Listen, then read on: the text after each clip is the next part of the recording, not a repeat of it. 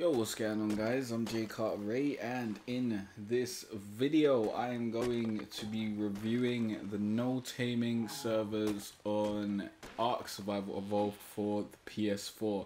Now, I wanted to get a bunch more hours into the no taming servers, but I've got to give up. I just got to give up, to be honest. I can't play it anymore. I've given at like over 6 hours to it, and yeah, unless you're playing consistently like how I play with my tribe on official, you're just not gonna get anywhere. You're just not gonna get anywhere. I tried to build a raft in order to start my raft life, and when I came back on, my bed was destroyed. There was no need for them to destroy my bed, but they destroyed my bed, and I just can't be bothered trying to get back to my raft and all that sort of stuff. So I'm just leaving it. Maybe I'll give the no taming servers a try in like down the line when I've got time to do it, or when, you know, things aren't so hectic over in the official servers with my tribe mates and whatnot. But yeah, I just wanted to share my opinions on it and let you guys know how, you know, the no taming servers are, just in case you wanted to try out one of those, and let you guys know if it's worth your time. So I'm going to start off with the info that you guys need to know about it. I have done a video on this with the info if you guys want to check that out, but since this is a review, I feel like I've got to give you this information anyway. So here are the no taming server rules. There's no taming, obviously. No taming anything whatsoever. So you are going to be just a human by yourself or with other humans. No dinos whatsoever. Keep that in mind. There's boosted harvesting and XP rates. It's 2 times the normal rates, or the rates that are on the official servers. Honestly, it doesn't make much of a difference. It doesn't. You'd think it would, but it doesn't. Things still feel like really grindy and slow, so it doesn't feel like a big jump, and it doesn't feel like it makes up for, you know, not having dinos to harvest things. I don't think it makes up for that at all. The Titanosaur has been removed. Auto turrets have also been removed, so that makes rockets and grenades and all explosives a whole lot more viable. Although, you know, not having dinos and whatnot does make farming those resources a little more difficult. So there you go, there's the balance.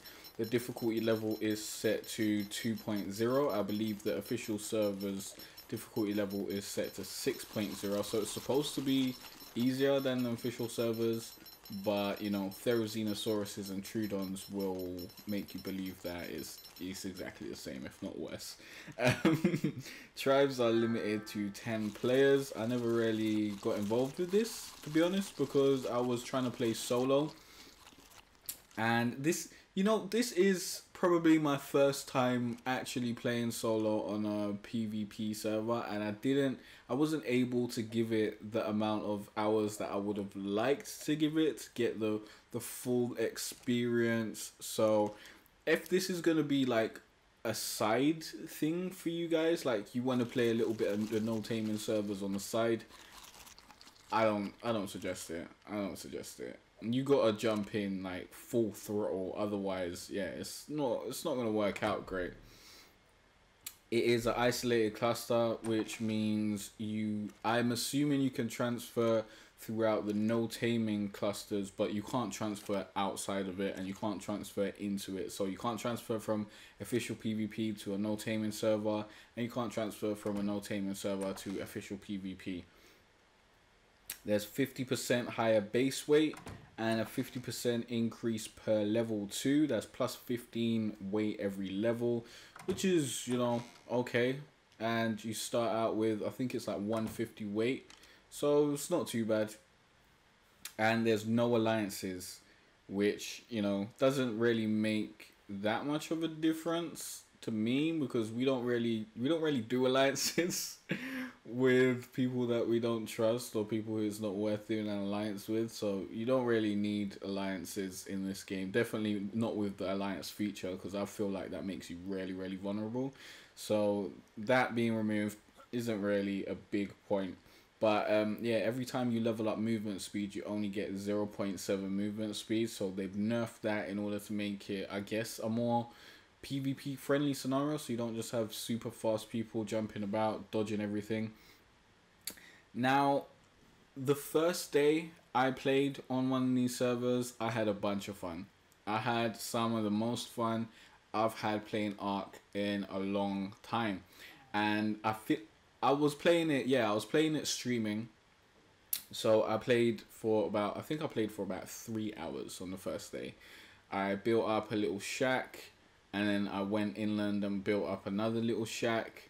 I beat up a few guys with my wooden club, stole their stuff, brought it back to my shack, brought it back to my other shack. You know, that was what the first day consisted of. Me trying to get in some PvP action and trying to set up my first little humble abode. Then the next day, it was about upgrading that shack to stone so that people couldn't just raid it overnight. Then it was about building my raft, and I finally got a raft up, and then I realized that the sea had been blocked, or the river had been blocked, so I had to make another raft, which was really annoying. And then I done that, still didn't finish the raft. It was just like a big piece of, you know, space with a bunch of thatched walls around it, so it wasn't really secure or anything. And I was trying to get stone and whatnot to actually upgrade the raft, and then, you know, I got murdered a few times by a guy that bowled me, which was hilarious but annoying. But such is the way of PvP. Like, you gotta expect it. He snuck up on me and bowled me, and then a second time I came back to try and get some revenge, and I think he bowled me again somehow. But he got me good. He deserved the win, and he got that. But I had nothing for him to steal anyways, to be honest. All I had was shit, because all I was doing was trying to build this raft. So that happened. They destroyed my bed. I had to come back, make another bed, and then I moved my raft to leave off the side of the world where I saw a bunch of other rafts. So I knew it was probably going to get raided by someone who's going to put their raft down. And lo and behold, I tried to sign in yesterday, and it was, well, I did sign in yesterday, and my raft was raided, the bed was gone, and I just called it quits. I called it quits because dedicating like 2 hours 3 times a week to these servers, it's not going to get you progress. It's not going to get you progress. It seemed like every day I had logged on, I was basically trying to get back to the place that I was at when I finished the previous day that I was on, because someone had, you know, raided my raft or something, or I couldn't find something or something like that. Like, there wasn't any consistent progress for me. Although I do still have my little base that didn't get raided once, because I doubt anyone's traveling that far inland to try and look for stuff. But I wanted a mobile raft base so that I could move around, get around to resources and whatnot, because it's really difficult to get around to resources without any flyers. But I believe that if you're playing this game unregularly, I don't know if that's not a word, I think it's irregularly. If you're playing this game irregularly and you're not playing it for a consistent amount of time, it's still just as long as playing the official servers. It's just as long, just as grindy, just as time consuming, just as hard to you know, get up in the world. But I do believe that on the no taming servers, you still have way more of a chance against the bigger tribe or a more advanced tribe than you do on the official servers. Because on the official servers, obviously they can have dinos and whatnot, and a bunch of auto turrets and stuff. But on this, you can generally catch someone out slipping and beat them up with a club. and then the only way the rest of the tribe is going to be able to come get you is if they, you know, run on foot and find you. It takes a lot more work to scout and find people and do that sort of stuff. So it is definitely an interesting experience, something that I do want to give more hours in the future, but I just don't have the time for it now. And as I said, the double rates don't feel like they make a big difference. I don't believe that they're, you know, they're a suitable response to the loss of dinos. I don't think it makes up for it. Also, Therizosauruses and Troodons are even bigger threats in this no taming mode. As are every other dino though. Like, dinos are really big threats in this no taming mode because you can't just pterodon barrel roll or get away or get on a mount or do anything except for fight with your tools and your strategy and your knowledge. So yeah, dinos are a way bigger threat. It's way more of a hard survival game with no tames. And it also makes things a little more inconvenient than playing on the official servers. But like, I think there was a drastic disparity in my playthrough from where I had progressed with my tribe on the official servers and where I had to progress from on the no taming servers, because it was really like starting up from the ground from level 1 and whatnot. And then when I went over to official servers, you know, everything was all rosy. We had, like, you know, a nice base and whatnot, and, you know, storage and all that sort of shit. So yeah, it's just the disparity also made the no taming servers a little annoying. But the PvP was really fun in the first few days. But as other people progressed, I stayed away from PvP in order to progress myself. But the limited time I had to play made it very difficult to stay competitive. I'd say if you are bored of the official arc, or if your tribe or base has recently been wiped and you don't have anything left, then yeah, go try out the no taming servers. Go give it a shot. It's like, it's a new mode. If you can dedicate all your arc playing time to it, I think you'll have a bunch of fun.